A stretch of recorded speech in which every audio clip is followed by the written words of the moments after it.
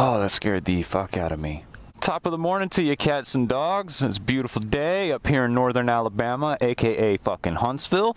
I'm in a empty parking lot. Don't know if it's allowed to be there. Oh, wait. What's that? This is a 2019, 2020, I don't really know, Husqvarna 701 SuperMoto. I don't know anything else about it. It's got like a 700-ish cc single cylinder thumper. It's got some WP suspension. It's got Brembo brakes. It's basically a dirt bike that's got performance parts on it. That's about all I know. The only thing else I can really tell you about the bike is it is the Husqvarna version of the KTM 690 SMCR Supermoto. I don't usually ride Supermotos. I don't usually ride dirt bikes. As fun as they are and fun as they look, they're not my style, and I don't usually enjoy riding them. But this one does kind of change my mind on this, I will admit. And I think the reason is because of the engine, the power plant itself. And I also like the key, because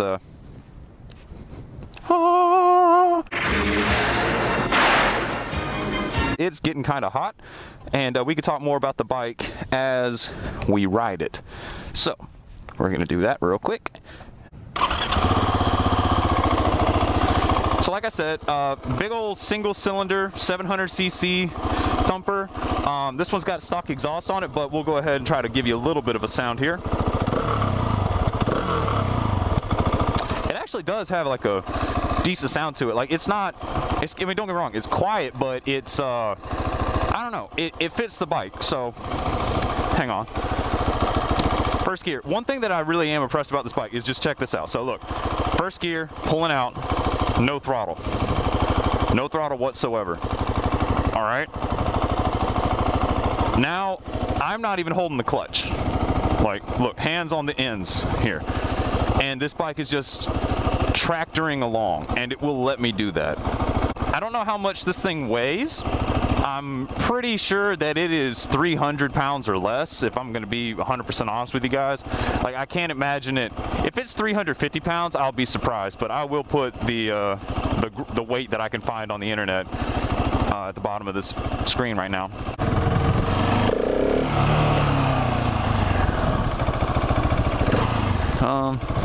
Fuck, we'll go this way.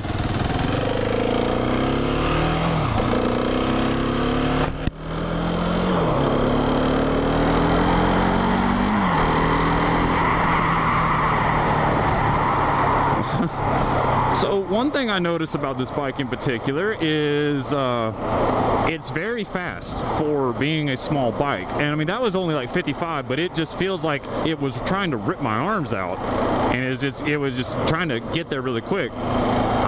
I don't know where it redlines, so I'm going to try to ride it as if it were my own bike. So I'll probably end up short shifting a lot just to keep from messing up somebody else's ride. I didn't realize this until now, but it has a hydraulic Magura clutch. I don't know anything about hydraulic clutches other than this thing is like very buttery smooth.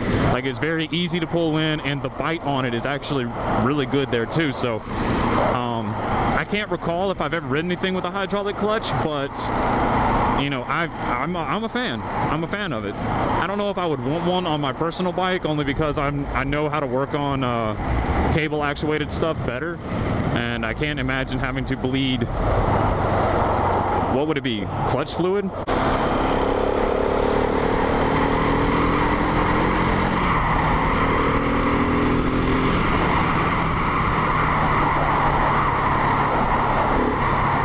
I don't know if it's actually fast or if it's the fact that it's a very small bike, or a small feeling bike, that has very little wind protection, little to no wind protection, and it just makes it feel like it's going fast because of all the air hitting me in the chest. It does feel like I kind of have to hang on for dear life, I'm not gonna lie to you. That's an attention getter. This thing is seriously impressing me. I never really thought that it was going to be much of anything to really write home about, but I understand why people like these. I understand why this exists, and I think I'm starting to realize who this bike is made for, like the type of person. Now, I wouldn't want to ride this thing for like a long trip, for sure. This seat, even though the seat pretty much covers like the whole thing right here, it's not hurting yet, I can say that much, but I can tell by the way that it's shaped and the actual like firmness of it that I could probably get maybe an hour or two on this thing before I'm ready to get off. It's very hard, very dense, and doesn't really seem to have, a lot of give. So there is that. This thing hasn't stopped being fun yet either. And I don't know if it just, I think maybe I'm getting bit by the SuperMoto bug. Do I want one of these now? I'd want to know what it's like off-road, but I'm also not experienced enough off-road to really want to send this thing down it on street tires. And again, this is not my bike. I know it's been off-road, and I know that the owner will send it off-road, but me personally, I don't want to do it because I don't want to bend somebody else's bike. That would make me feel so bad. So I guess we're gonna get to find out what this thing is kind of like on a bigger highway, which I can feel that there's a little hop in the front wheel.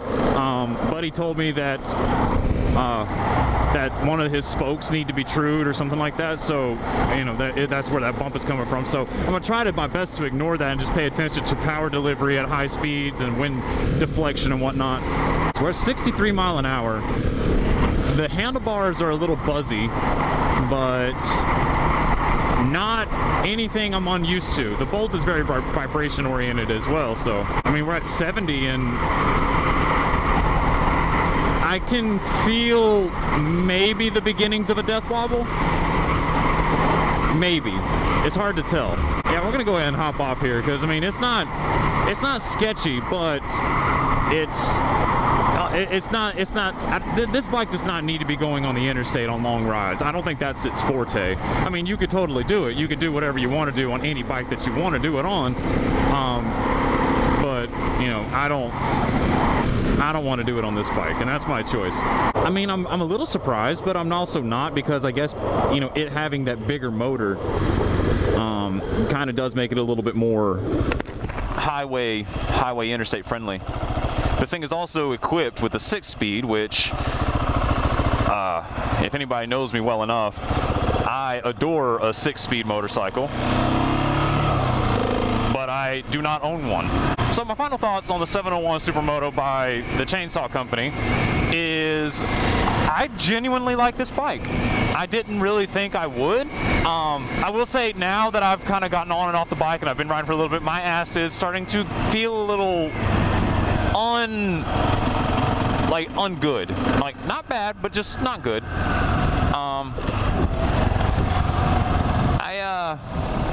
I'll be remiss to say that, you know, the seat is probably the weakest point on this bike. I do know that these and the KTM 690s are both known for the slave cylinder going out. I know that these bikes do have, like, you know, pretty quirky things that happen to them, but I think it's forgivable for the quality of bike that you get for the money, because I think this bike itself, brand new, was the same price that I paid for my Bolt, brand new. But for the price and stuff like that, the little quirky things, I think are excusable. I love this clutch. I know I said earlier that I don't think I would want a hydraulic clutch on my bike, but I'm starting to see the light. All in all, I'd have to say this bike is an 8 out of 10 for me. Only reason I'm not giving it a 9 out of 10 is, well, for two reasons.